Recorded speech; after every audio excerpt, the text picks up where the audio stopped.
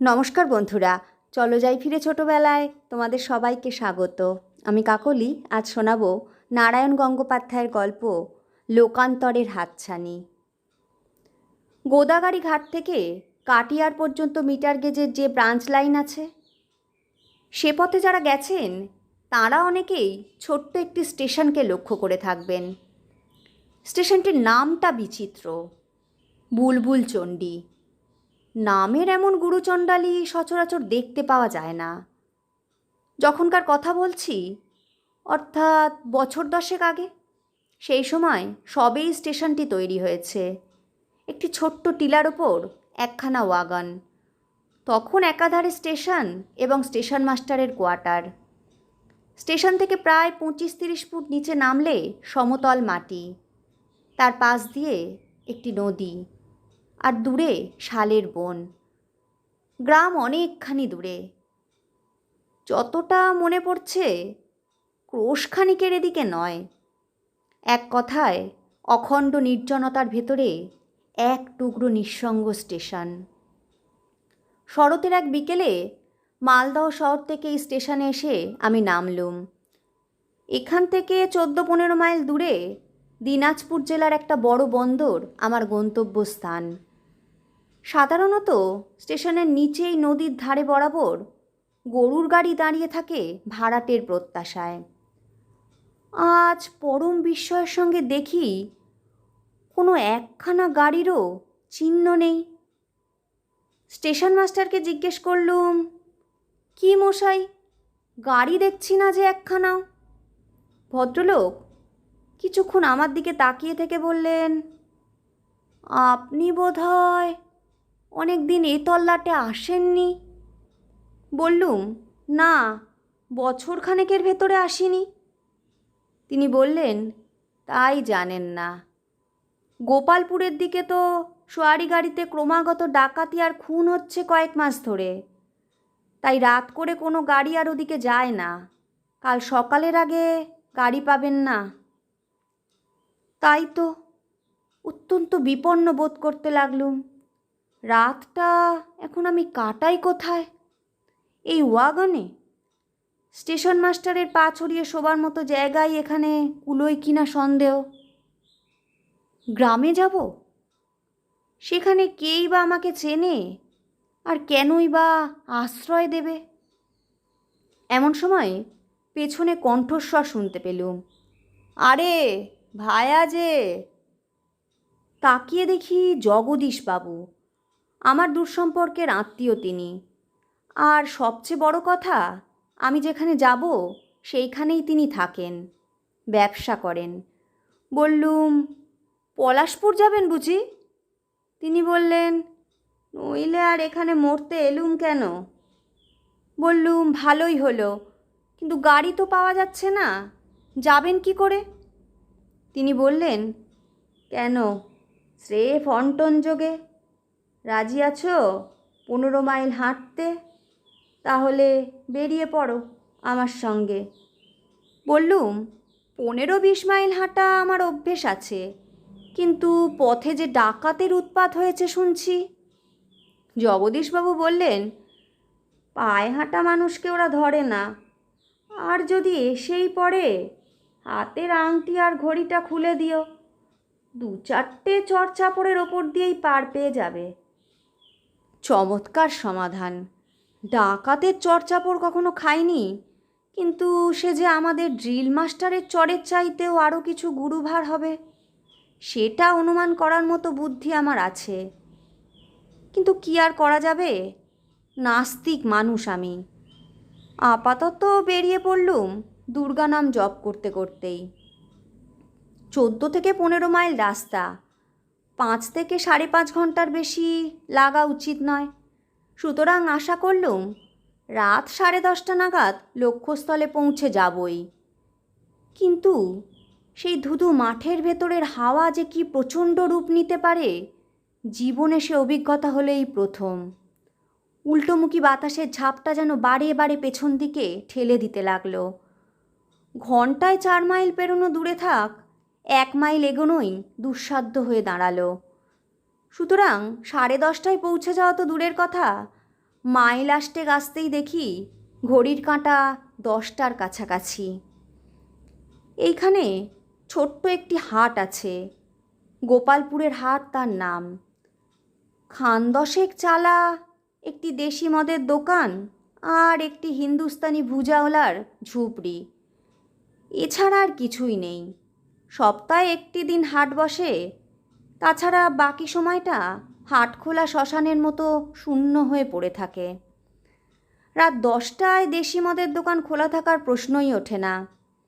ভুজাওয়ালা তার ঝুপড়িতে নাক ডাকছে, চারদিকে ঝিঝির ডাক, আর হাট খোলার বিশাল ঝাঁকড়া বটগাছটায় পেঁচার আর্তনাদ যেন অন্ধকারটাকে আরও স্তম্ভিত করে রেখেছে। জগদীশবাবু বললেন, কি করবে ভায়া, রাতটা ঘুমিয়ে নেবে নাকি হাট খোলায়? কোথায় ঘুমোবো? কেন, এই চালার নিচে? বললুম, খেপেছেন? ওই শুকনো লঙ্কার চালায় গোবরের ওপর শুয়ে থাকবো? হাঁচতে হাঁচতে প্রাণ যাবে, তার উপরে পিলপিল করে গায়ে উঠবে গুবড়ে পোকা। ওসবের ভেতরে আমি নেই। আর 8 মাইল যদি পেরোতে পেরে থাকি, বাকি 7 মাইলও ডিঙোনো যাবে একরকম করে। এখন তো হাওয়াও নেই। দীর্ঘশ্বাস ফেলে জগদীশবাবু বললেন, তবে চলো। বুঝলাম ওর আর নড়তে ইচ্ছে নেই, কিন্তু আমি ভাবছিলুম আর ঘন্টা 3 হাঁটলেই অন্তত একটা নরম বিছানা পাওয়া যাবে। একটাও যদি বাজে, তাহলেও কয়েক ঘন্টা আরামে ঘুমোবার মতো যথেষ্ট সময় হাতে থাকবে আমার। বলা দরকার, হাঁটা পথটা আমার চেনা নয়, জগদীশবাবুই দিশারি। তিনি পা বাড়ালেন, আমি তাকে অনুসরণ করলুম। ঝাঁকড়া বটগাছটার তলা দিয়েই আমাদের পথ। সেখান দিয়ে বেরোতে গিয়ে উঁচু একটা শিকড়ে জগদীশবাবু হোঁচট খেলেন। মাথার ওপর আঁতকে চেঁচিয়ে উঠল পেঁচা। আমরা পথে নামলুম। আকাশে চাঁদ নেই বটে, কিন্তু অন্ধকারে চলে চলে তারার আলোতেই পথ আমরা দেখতে পাচ্ছিলুম। দুপাশের আদিগন্ত মাঠের ভেতর দিয়ে পরিষ্কার জেলা বোর্ডের রাস্তা, সাদা ফিতের মতো চকচক করছে।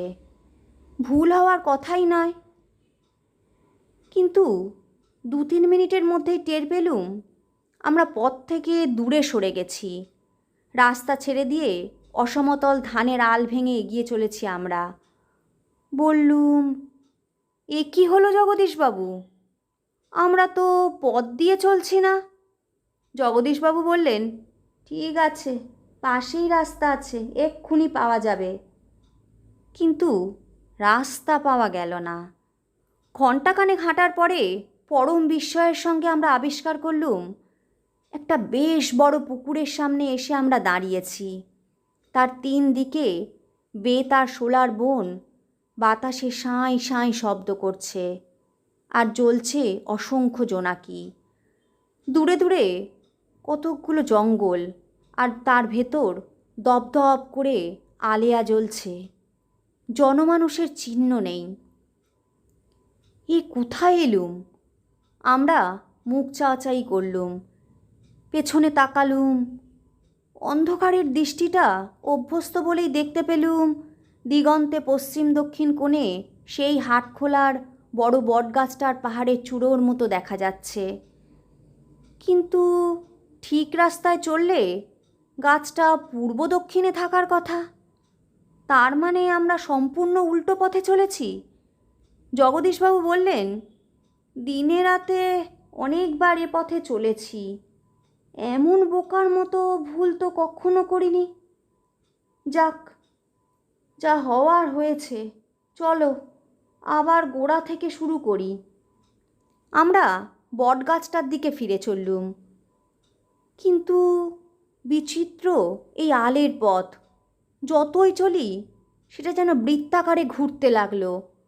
ঘণ্টাখানেক এলো পাথারি হাঁটার পরে আমরা আবিষ্কার করলুম এতক্ষণে আলের কান্টিকারিতে পা ক্ষতবিক্ষত করতে করতে আমরা এই পুকুরটাকেই প্রদক্ষিণ করেছি, এবং যথাকালে সেই অজানা কালো পুকুরটার ধারে সেই জোনাকচলা বেদবনের পাশেই এসে দাঁড়িয়েছি। জগদীশবাবু হাঁপাচ্ছিলেন। হঠাৎ আমার দিকে তাকিয়ে বললেন, আমাদের ভুলোই ধরেনি তো? শুনে সর্বাঙ্গ আমার অমানসিক ভয়ে রোমাঞ্চিত হয়ে উঠল।